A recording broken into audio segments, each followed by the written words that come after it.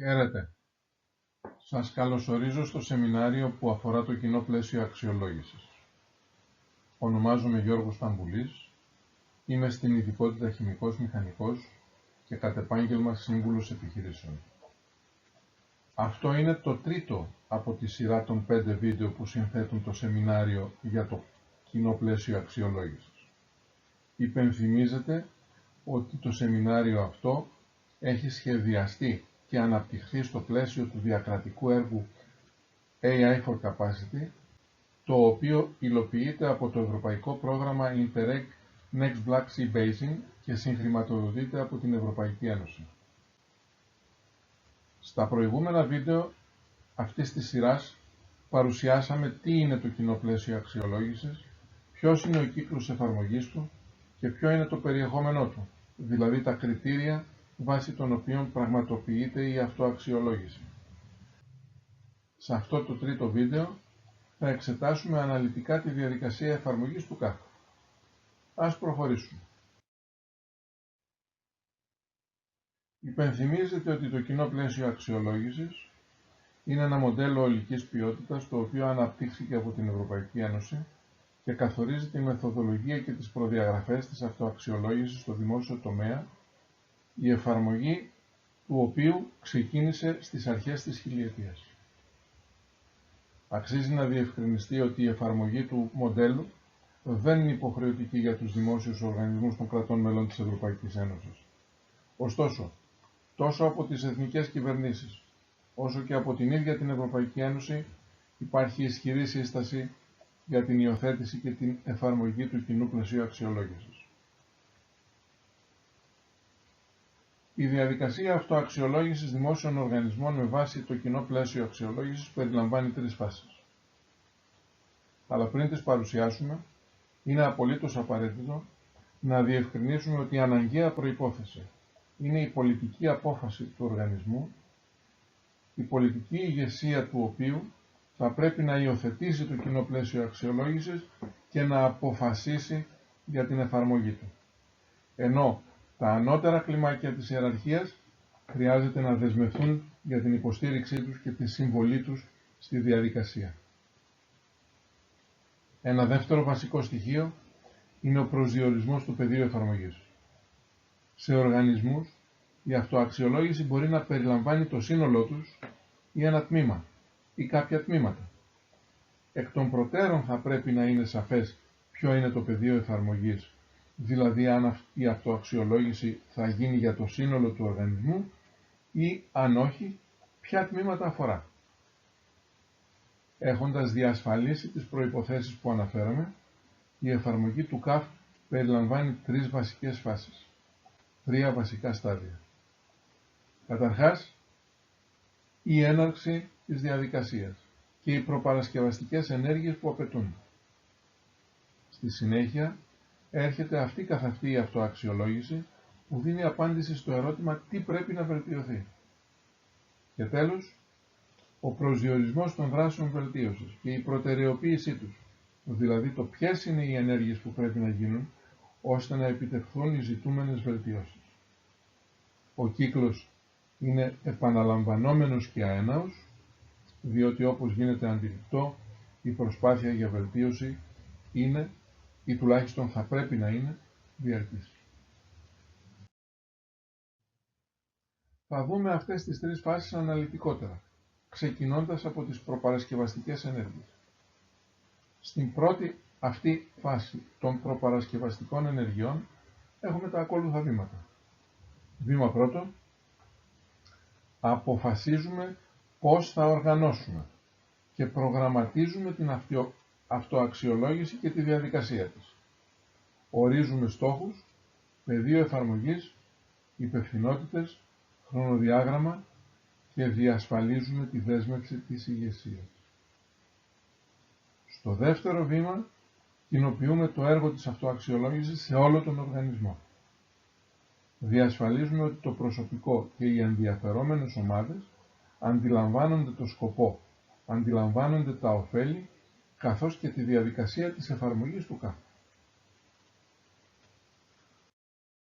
Προχωράμε στη δεύτερη φάση, που περιλαμβάνει την ίδια την αυτοαξιολόγηση. Στο τρίτο βήμα, μετά τα δύο της πρώτης φάσης, δημιουργούμε μία ή περισσότερες ομάδες αξιολόγησης, οι οποίες θα αποτελούνται από προσωπικό του οργανισμού με την αρρωγή, αν χρειαστεί, εξωτερικών συμβούλων και συνεργατών. Στο τέταρτο βήμα, οι ομάδες αυτοαξιολόγησης αυτές πρέπει να εκπαιδευτούν, τόσο στο περιεχόμενο του μοντέλου, όσο και στη διαδικασία που θα ακολουθηθεί.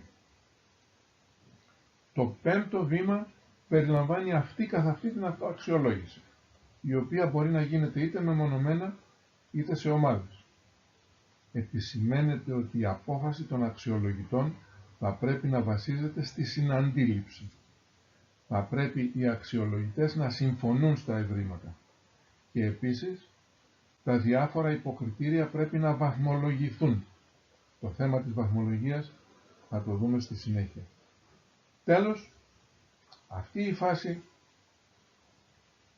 αυτής καθ' αυτής της αξιολόγησης περιλαμβάνει την σύνταξη της αναφοράς, τη σύνταξη του report που περιγράφει τα αποτελέσματα της αυτοαξιολόγησης και που θα υποβληθεί στον οργανισμό.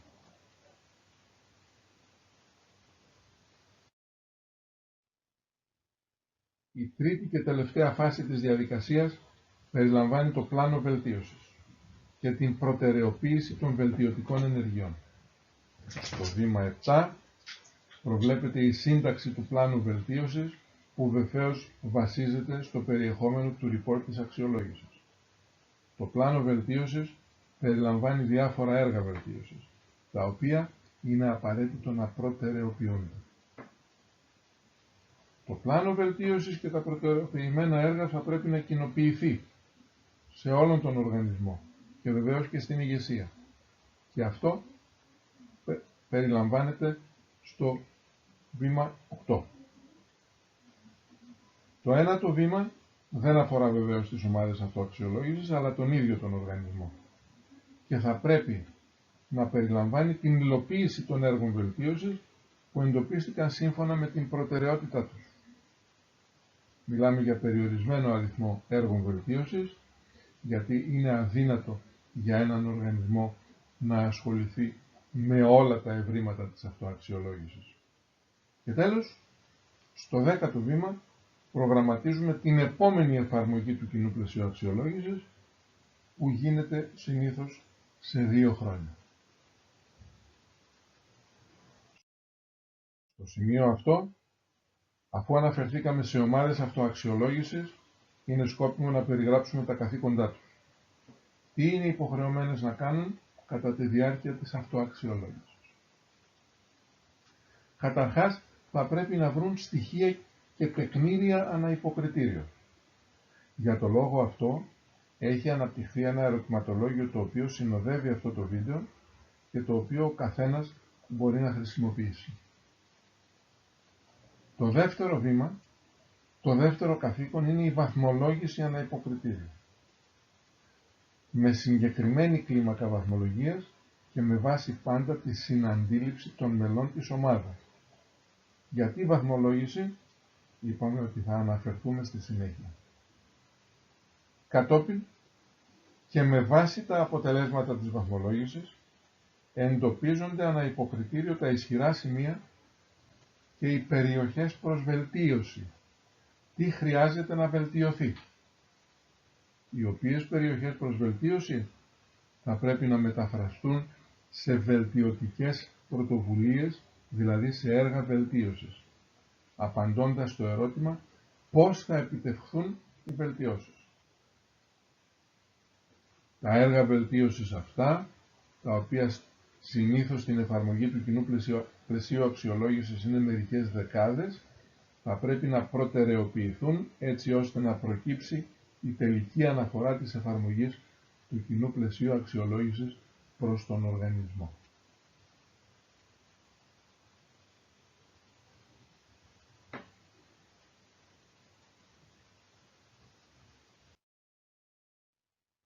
Και ερχόμαστε τώρα να απαντήσουμε στο ερώτημα γιατί βαθμολογούμε. Για ποιο λόγο χρειαζόμαστε τη βαθμολόγηση. η βαθμολόγηση έχει σκοπό να παρέχει πληροφορίες και να δίνει ένδειξη για την κατεύθυνση και τις προτεραιότητες που πρέπει να ακολουθηθούν στις δράσεις βελτίωσης. Να μετρά την πρόοδο και να επιτρέπει συγκρίσιμα αποτελέσματα διαχρονικά. Να εντοπίζει καλές πρακτικές όπως αυτές προκύπτουν από υψηλή βαθμολογία στα κριτήρια προϋποθέσεων και αποτελεσμάτων. Να επιτρέπει τη συγκριτική αξιολόγηση, benchmarking όπως λέγεται, σύγκριση με άλλους, καθώς επίσης και τη μάθηση από άλλους οργανισμούς, όπως αναφέρεται στην αγγλική γλώσσα bench learning.